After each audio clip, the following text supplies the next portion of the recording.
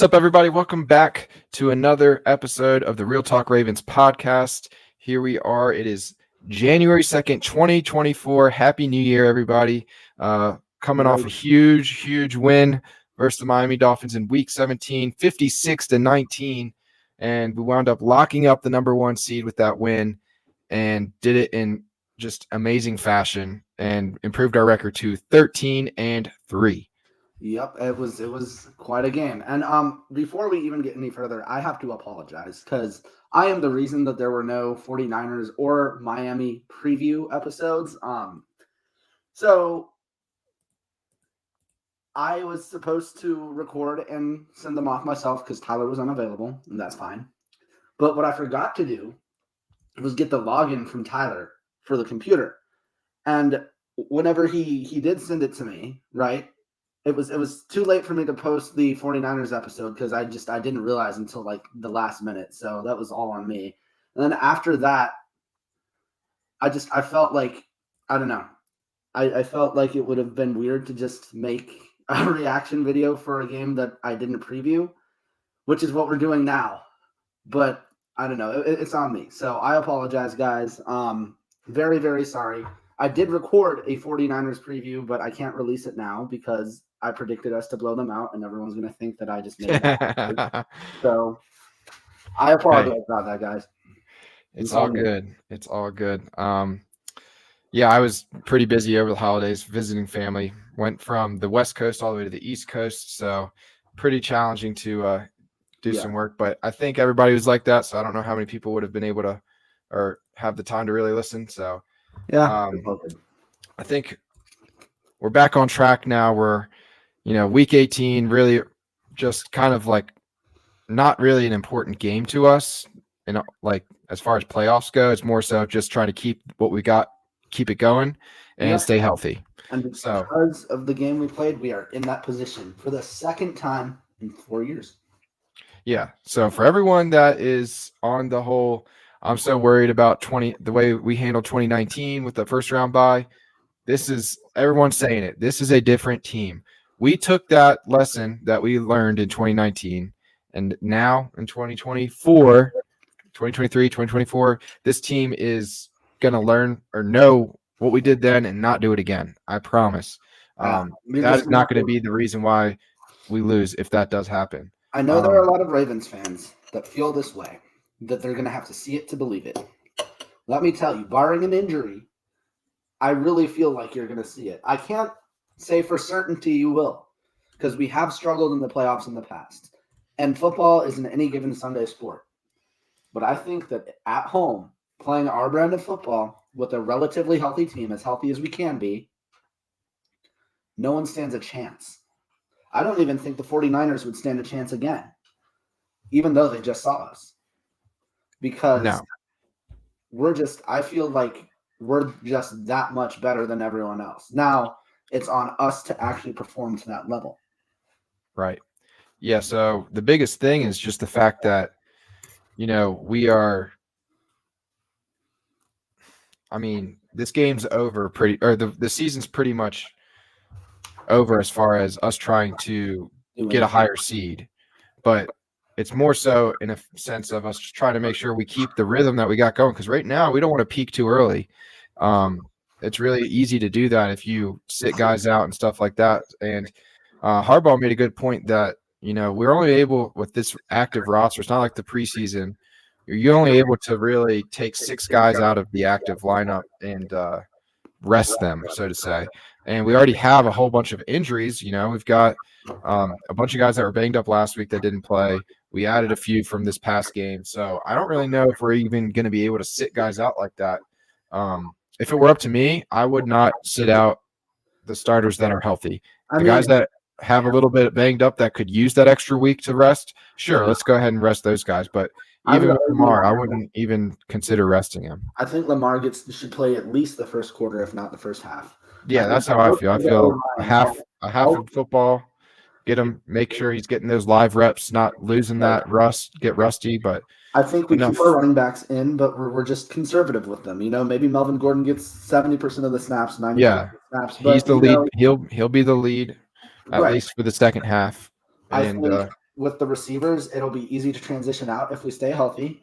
Same with the tight ends, although Colaire is going to, he's our backup, but he's going to get a lot of opportunity, which will be good for him come playoffs. I think that with our defense, we're a little more banged up there. We've got Patrick Queen, who I do not think should play. Yeah, I agree. He's been battling that shoulder for a while. It's not even that he's been out. It's just that he's, banged up. I think Kyle Hamilton should get – I think he should try and get a snap or like a drive-in or two if he can, but don't push it.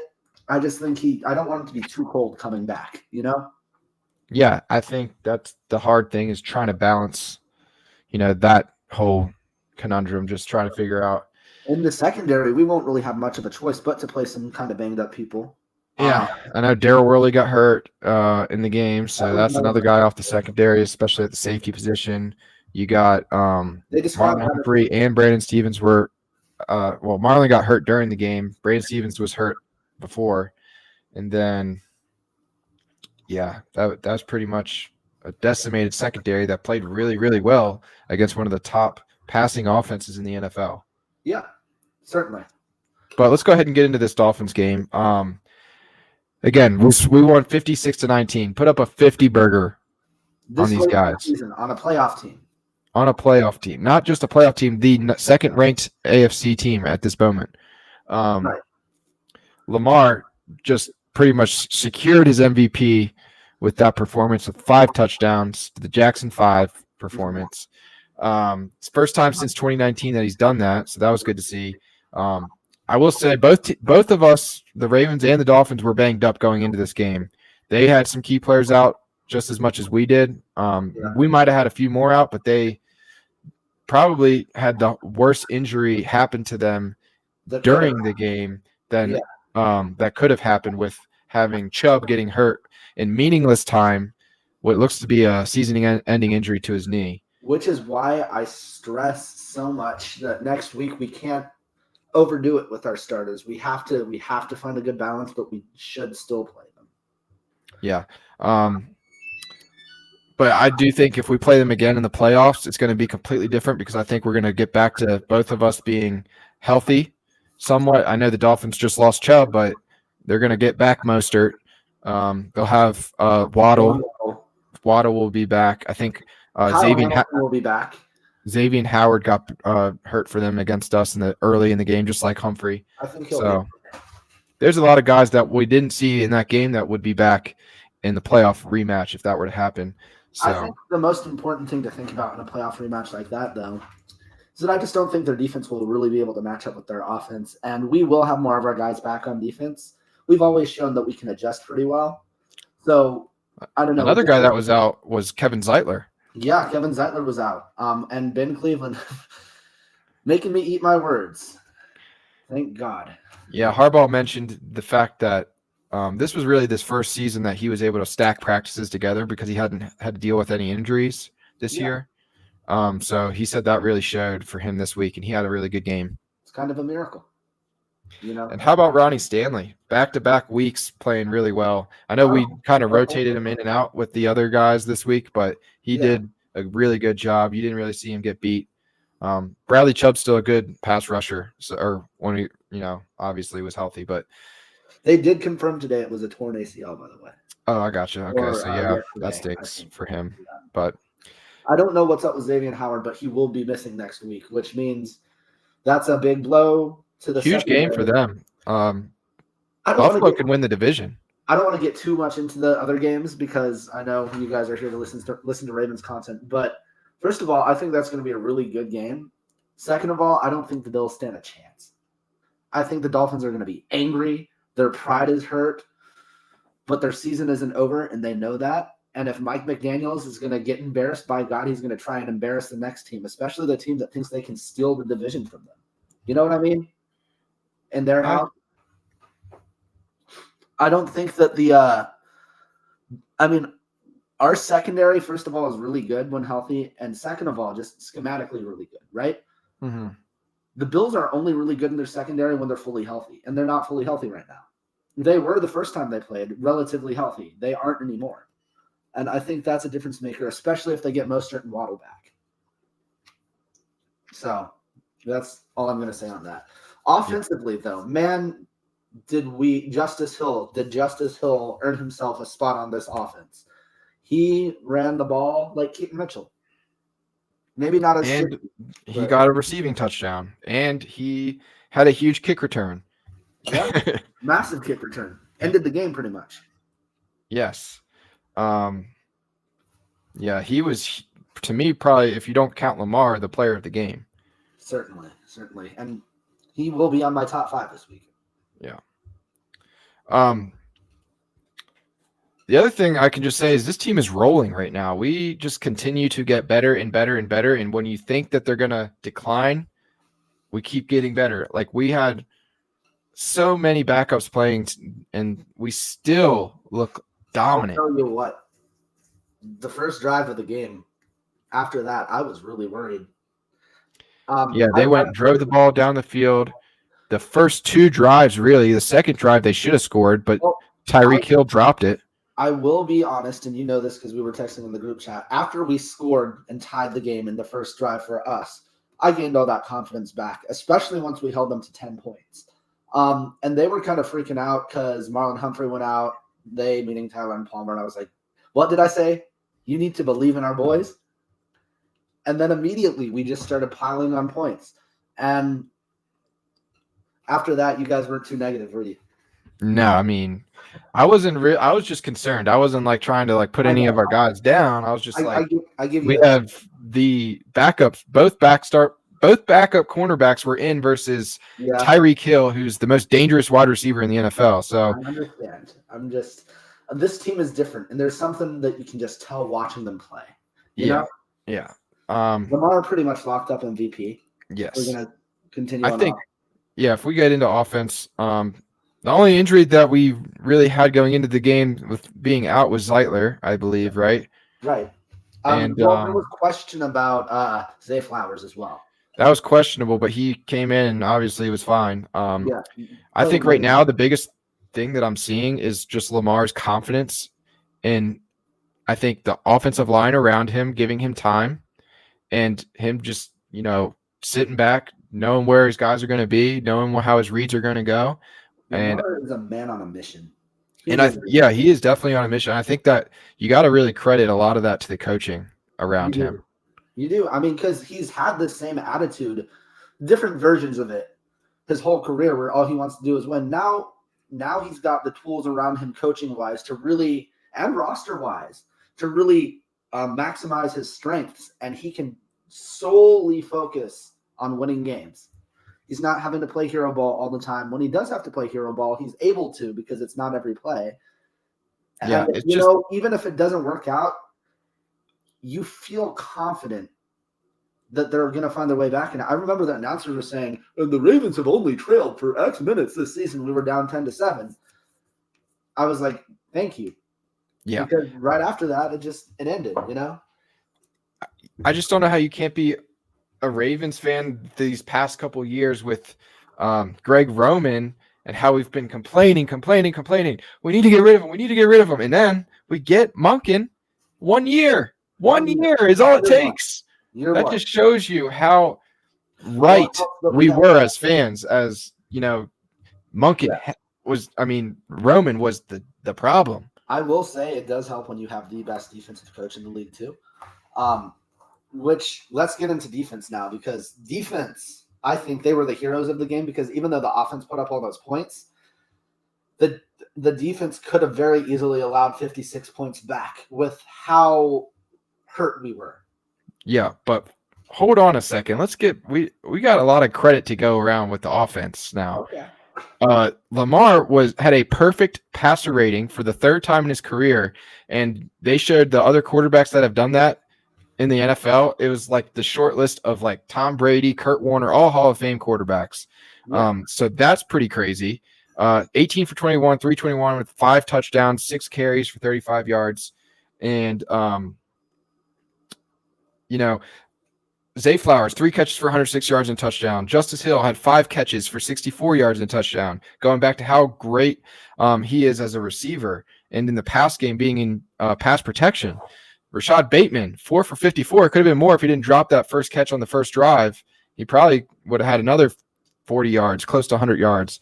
Isaiah Likely, 2 catches for 42 yards and 2 touchdowns. One freaking being one of the best plays of the season with his one-handed catch on 4th down. 4th and 7. Yes, 4th and 7 with a one-handed catch. Great. How about that call by Harbaugh, too, to go for it there? I know. Just shows total confidence in his guys. Kind of reminds me of the Seattle play a few years ago. Yeah. And then, yeah, definitely. And then rushing-wise, Gus Edwards, 16 carries, 68 yards for a touchdown. Justice Hill only had 3 carries, but he had 48 yards on 3 carries. That's crazy. That was it? Yeah. 3 carries for 48 yards. He had more catches than he did rushes. Isaiah Likely is balling. Both catches that he had were touchdowns. Zay Flowers' big play ability is just showing just how incredibly sideline catch was the best catch I think I've ever seen a Raven make. Who? That would be the catch of the year, first of all, just in general in the NFL. Odell's sideline catch. Yes. And that was his only catch of the game. He had 1 catch for like 35 yards. And it was huge impact. Huge impact. It just shows you how many weapons we have. Monken I just can't give him enough credit for that game. But also, shout out to Tyler Huntley and Charlie Kohler getting touchdowns there at the end of the game. Perfect passer rating for 2 quarterbacks. Let's not forget the sneaky under the radar news article from last week where Harbaugh said Mark Andrews might be a little bit ahead of schedule. He was also there on the sideline. Yeah, just keep an eye out on that. I know Likely's been balling out. If we can find a way to keep using him in a great way and have Mark Andrews play the way he normally does. I'm sure Monken's already got things up his sleeve. Oh, I'm sure he does. And I'm sure that Isaiah Likely is getting all the confidence he needs to make it work. Yeah. All right, now I think I've given all my credit to offense. I did want to mention just one more thing on offense. I think it's understated how good of a player Tyler Linderbaum is. You never hear of him. It's so rare for him to have a mistake that when he does, you're like, oh yeah, you remember the Colts game when he messed up the snap, and everyone knows what I'm talking about. That's like 1 of 2 times he's messed up this year. The other was like that false start or whatever it was, the holding or something like that. This man plays mistake-free football and is Lamar Jackson's motor, because it's been so long since we've had a legitimate starting center in Baltimore. I think the last one was Ryan Jensen, and we only had him for like 2 years before he went to Tampa. And even he was not I don't think he was. Maybe we drafted him, but I don't think he was like a late draft pick. Right. We have a legit dog at center. Yep. And I will be the first to admit, last year when we drafted him, I did not like the pick because I thought he was undersized. Well, let me tell you, he proved me wrong. Yeah, I think right now he's got to be the best center in the AFC, if not one of the top. He needs to stay healthy. He is someone who really needs to stay healthy. Yeah, he would definitely be, because that, to me, I think it seems like the offensive line have the highest chance of getting hurt just because of being rolled up on. Yeah. Especially like that just seems to be something that in our offense happens a lot. So that would be my biggest concern going forward in this Week 18 game. I don't think he'll play the whole game. I think he'll play a half. Yeah, I'd like to see Mustapher get some reps too. Really do. I really want to see that whole O-line. Maybe we just alternate them for the first half like we have been, and then the second half the backups start. Yeah, because, if we do bring down 6 guys off the active roster, that means that's 6 spots for some of these practice squad players to take. Well, here's the thing. Whenever Lamar's on the field, I want the real offensive line out there. But anything else, I know that sounds careless about, I don't care about Tyler Huntley. I do, but, obviously we need Lamar to do anything. I think you got to, I think you probably give Zeitler that extra week to recover from whatever his injury was, and then start Cleveland. More than likely. Start Cleveland, rotate your tackles just like we've normally been doing. Yep. Make sure they're fresh. And Do you keep John Simpson in, or do you McCary or John Simpson, is that your question? John Simpson? Because McCary would come in for. Well, I think you call up probably our rookie from Oregon, right? Or so one of those. He like hurt himself. He's out? Remember, he got hurt like in the draft, and that's why he dropped to the 7th round. That's the USC guy. I'm talking about the guy that was contending with John Simpson in training camp for that starting spot. Oh, yeah. Lowolu or something like that. He's got a really long. He's been on the practice squad, I think, all season. Yeah. Okay. Him. Yeah. I would like to see him get some valuable reps. Definitely, you're going to see Falele get some extra reps. Mustafa, not while Lamar's in, but Yeah. Hopefully not. But then let's go ahead and get into defense from this game. Like we said, no Brandon Stevens, no Kyle Hamilton. Marlon Humphreys left early, pretty much on like the first or second drive. Am I missing anyone else that we didn't have? Right through the game, Worley got hurt. Worley got hurt during the game. So our backup corners, Rocky Sin and Ronald Darby, started pretty much the entire game, and I thought they played phenomenally. To me, that was the story of the game. The fact that we were able to pretty much lock down this high-powered passing offense with Tyreek Hill. I know they didn't have Waddle, but still. And at first, it felt like that was going to be how it went, like we said. But then remember the last time the Dolphins didn't have Waddle, they scored 70 points. So and I just give a lot of credit to Mike McDonald making in-game adjustments because he saw what they were doing the first couple drives, picking on our linebackers in the inside of the field. They hit Smythe a few times. They were hitting RPOs on little slant routes and glance routes right over the head of the linebackers. And then he kind of basically, from what I saw, it's like he basically told the linebackers, or at least played their defense so that they were playing deeper and covering those deeper routes, and then forcing Tua to really throw it short. And then we were able to just gang tackle them for 2-3 yards, and they didn't really get anything after that. Yeah, and the one thing that they have mentioned in the past is that with the Dolphins offense, look at the pre-snap motions. They give away a lot of their play. Look at where Tyreek ends up. A lot of the time that's kind of a dead giveaway with the Miami offense. And I know there aren't very many downsides to the Miami offense, but that could be one of them.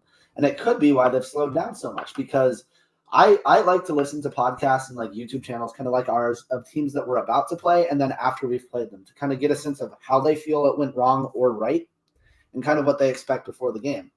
And I forget his name, but there's this one Dolphins guy who after the game, he was saying like, what did you expect? I called this. He said, yeah, they have the number one offense in the league, but in the last 5 weeks, they've been the 24th best offense in the league.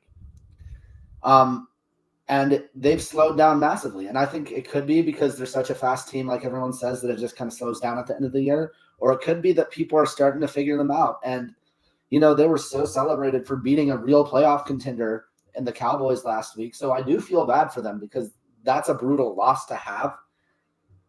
But maybe they just need to kind of be a little more creative on offense. They can gash people with their run game. Devon Achane went off for, what was it, like 100 and something yards against us? Yep. Most of them in the first half again, because one of these teams is going to be able to run all over us in the playoffs, and I hope we respond well, like we did today or on Sunday. That is the perfect way to respond to that, because then they have to get out of their element. But that's how the Dolphins are going to win playoff games, because they have 2 starting caliber running backs and a really good running system. And then they have Tyreek Hill and Jalen Waddle. So it's like you really wonder if like they've kind of been exposed, and maybe we exposed them even more, Yeah, like, I think that Mike McDonald is just a really good defensive coordinator and knew exactly what to do, which obviously I believe. But at the same time, if they've been slowing down that much, you just wonder. It just, to me, it seems like their offense relies so much on timing. And they've had a lot of guys getting hurt lately. And so, when they're hurt, they're not practicing. When they're not practicing, they're not getting those valuable reps to get that timing down. And so to me, I think that has reflected in the games. later on in the season, that's when all these injuries add up, Yeah. and that's when they're not able to practice. And so I think that really is hurting their offense with all these injuries and their timing going hand in hand. I hope for their sake they win their division, because don't get me wrong. Obviously, I want to beat them when we play them, but I really do like the Dolphins. I think they're a fun team to watch play. I think it's unfortunate that they've been as injury-ridden as they have been. We've been there. It shows that they're extraordinary at what they do to still have 11 wins and be that injury-ridden. Before the other day, Tua really hasn't been shaken up much this season. And I actually think that was kind of I'll say it, kind of a dirty hit on Tua. A little bit, it was late, Right. He was already sliding. I mean, that's how they knocked out Joe Flacco 5 years ago, was Kiko Alonso. Yeah, but he didn't hit him in the head. No, and I understand. There's obviously a difference, but late hits can lead to injury, Clearly, in this point, late slides can lead to injury too. I think the problem was that you probably didn't expect him to slide right there. I wouldn't have expected him to slide on a third down. Oh, it was a fourth down. It was fourth. Oh, is it fourth down? Yeah, so that's I agree. I don't think he really expected him to slide so short of the goal line on fourth down. And so I guess dirty is the wrong word. It wasn't. It was a late hit. I didn't think it was late, because I think that he slid at the same time that was it Roquan or Patrick Queen? One of them were going in for the tackle, and then when they did go in for the tackle, they kind of made sure that they just made sure they avoided his helmet. They did not hit his helmet. I didn't really see it that much, so I will admit I just really saw the timing of it. I don't know. I don't like late hits. I have PTSD from that Joe Flacco thing, so anytime it happens, I always I just have a problem when you're leading with your helmet. Yeah. If you're not leading with your helmet and you're just up, with your arms and your shoulder, then I'm okay. Okay, well, let me ask you this. As a quarterback, when you give yourself up, even though, he slid early, do you really ever expect to get hit when you give yourself up?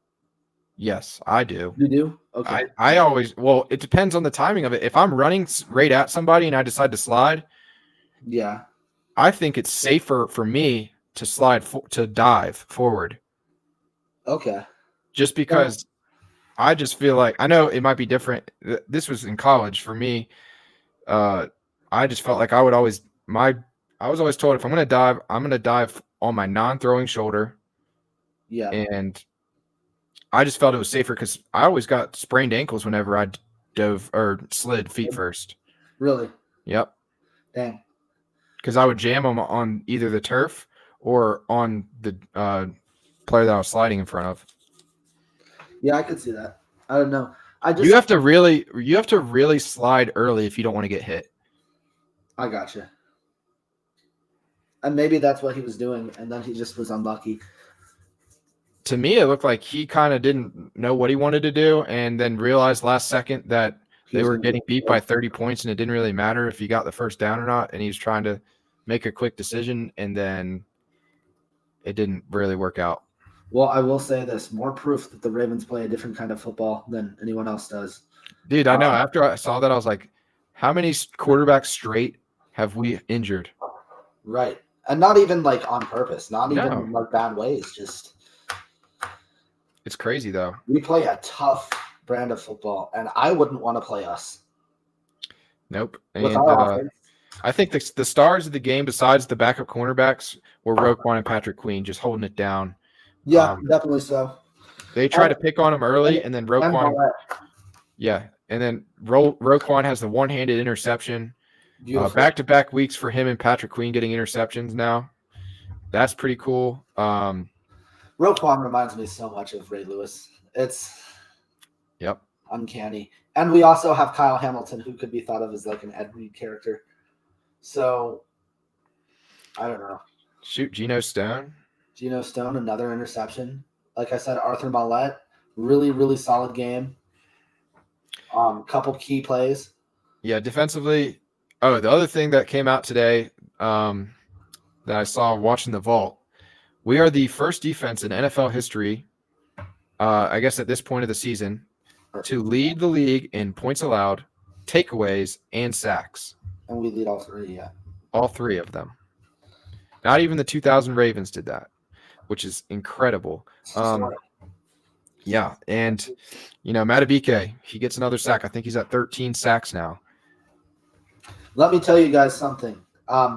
As fans, and Ed Reed talked about this in an interview, to win a championship, it takes a lot of mental preparation, year-long, a lot of strength, a lot of smartness, but it takes the city too.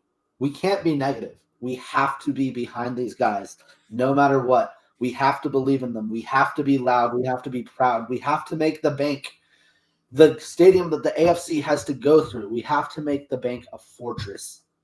And to me, right now, so far at our home games and our primetime games, our big games, it's been that way. It has been that way. What is our record at home this year? We've lost 2. We've lost 1 road game and 2 home games.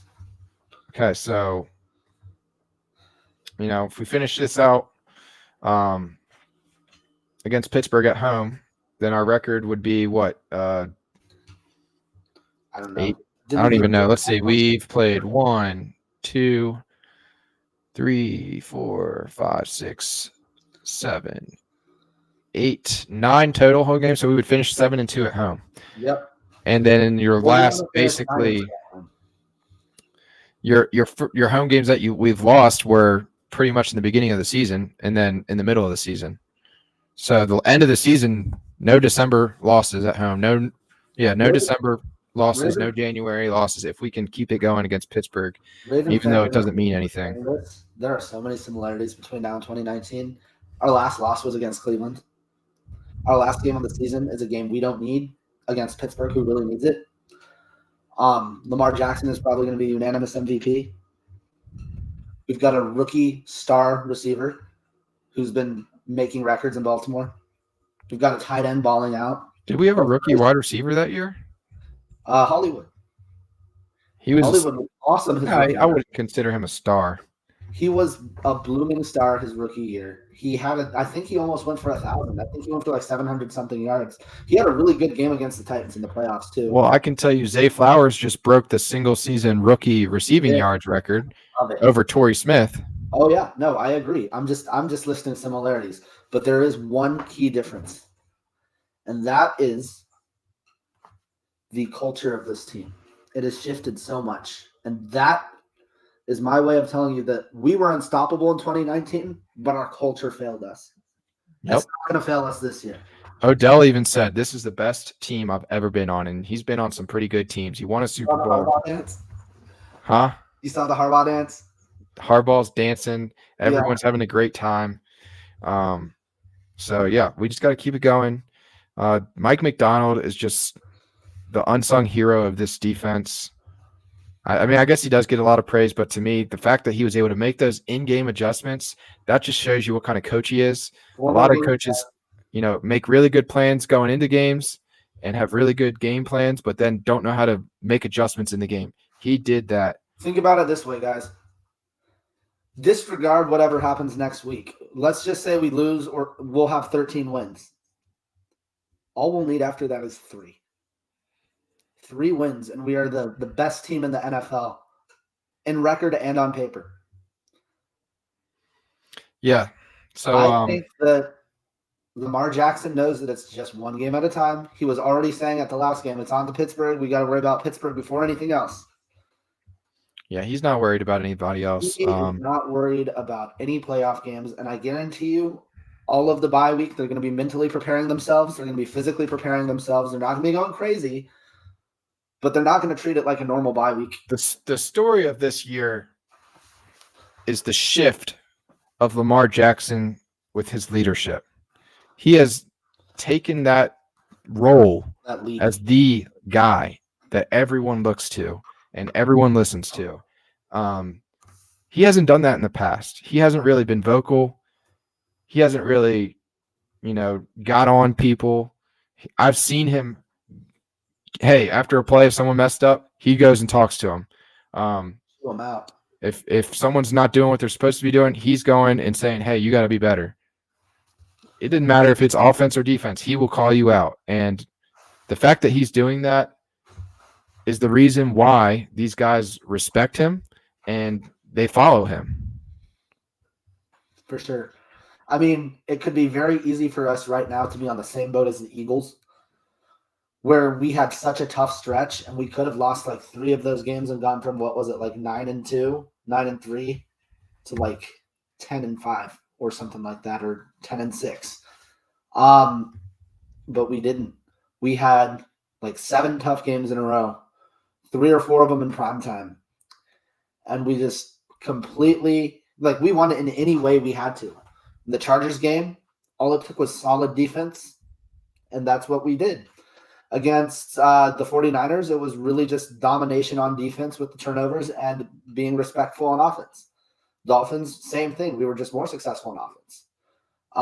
The Rams, it was just keeping our composure, understanding what kind of game we were playing, and not giving up until the final whistle blew. So we are winning games in every manner. I guarantee you next week, Justin Tucker is going to kick a last-second field goal just so we cap it off at the end of the season. It's going to be like 20-17 or something like that. Or hell, we could lose 30-3, and that's just, we don't care. And, I mean, we care, but, like, the fans It's kind of like a preseason game. And yeah, but I think there's a little bit more on the line as far as like the pride goes for our guys. In the preseason, yeah, we really take pride with our backups and everything like that. But we're going to have the majority starters are going to be playing at least a half, I would think. Pride be our downfall this season. I said, let's just not let pride be our downfall this season. Yep, and the team legitimately beats us. Yeah, so let's finish this out. I think it's going to be interesting to see who plays in Week 18. Who we got to keep an eye out on this injury report coming out probably today, and then we will, we'll have our preview episode on Thursday. It's going to be interesting just to see because we got this bye week coming up right after Week 18 now. Do we play our starters a half? Do we play them a quarter? Do we play Lamar at all? What do we do? So I hope we do. I think he needs just a little bit. Yeah, and Harbaugh already said Lamar is definitely on the type. He's definitely trying to play. He's not the type to say, "No, I don't want to risk it."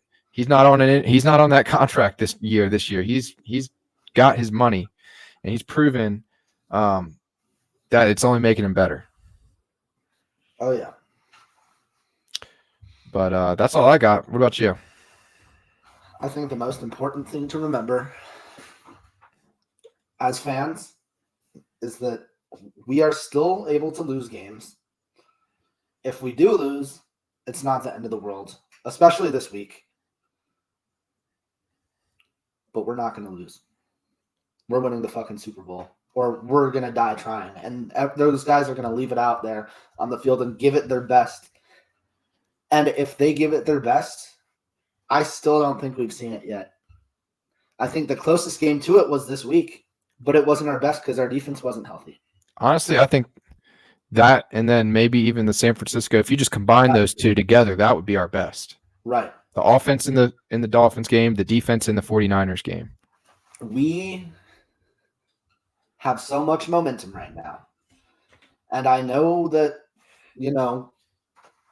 the bye week can throw a wrench in that. But it's less about physical momentum. We're a football team. We've trained all year for this. We're ready. We're the number 1 seed. It's more about mental momentum. How are we going to treat the bye week? How are we going to treat this week? What are we going to do in preparation for the next team, who I have a very strong feeling is probably going to be Cleveland. If the NFL has any way to put their input on it, that is who it will be. Yeah, I feel like to be honest, based off the seeding right now, as long as they win this week, I don't see them playing us until the championship game, if that were the case. Because if Miami loses, they'll be the 6th seed. I think they could beat Kansas City. I don't know if they would, but that would automatically put them up. And I think that Houston could go into any of the 2 seeds, whether it's Miami or Buffalo, and win in an upset. And I think we'd fare really well against Houston because they're just very injured right now. As long as we're healthy.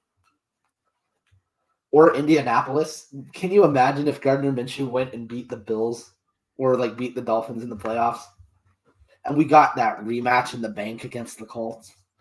Oh, we would show them who the hell is boss. Yep. So this is all the stuff we get to think about for the next couple weeks. Enjoy it. And guys, my favorite Sunday, besides the ones that we won playoff games in postseason history. 4 years ago in 2019, wild card weekend, I didn't have shit to worry about. I could just sit down and watch every playoff game and just observe. Enjoy that wild card game. Obviously, we'll be back before then. If we can avoid injury, it doesn't matter what happens in this game. Just enjoy it. The only thing I'm really not happy about is the fact that it's on a Saturday. Yep, one less day. That's also an injury thing to keep in mind. Yeah.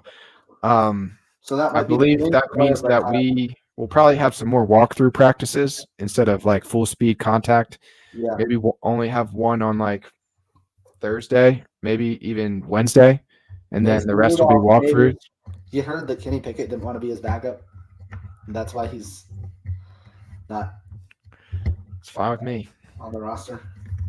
Mason Rudolph is better than Kenny Pickett, by the way, Steelers fans. If you had played Mason Rudolph all year, you probably would have made the playoffs. I'm not going to say you will, because I think even if they win, they've just got so much to overcome. Yeah, it seems just like Rudolph's got that a little bit more experience and kind of figured things out a little bit. Yeah. But we'll get into all that Pittsburgh Steelers talk on the next episode when we preview the Week 18 matchup of the Steelers and Ravens. Above 500 Steelers. Yep, they are going to be fighting. They need some help. They need to win and need some help, and they could have a chance to get into the playoffs. Maybe we'll see. Let's just make sure we don't get swept. Yeah, that would be the one real downside. But I'll tell you what, if we got swept and we won the Super Bowl, I wouldn't give a damn. Nope.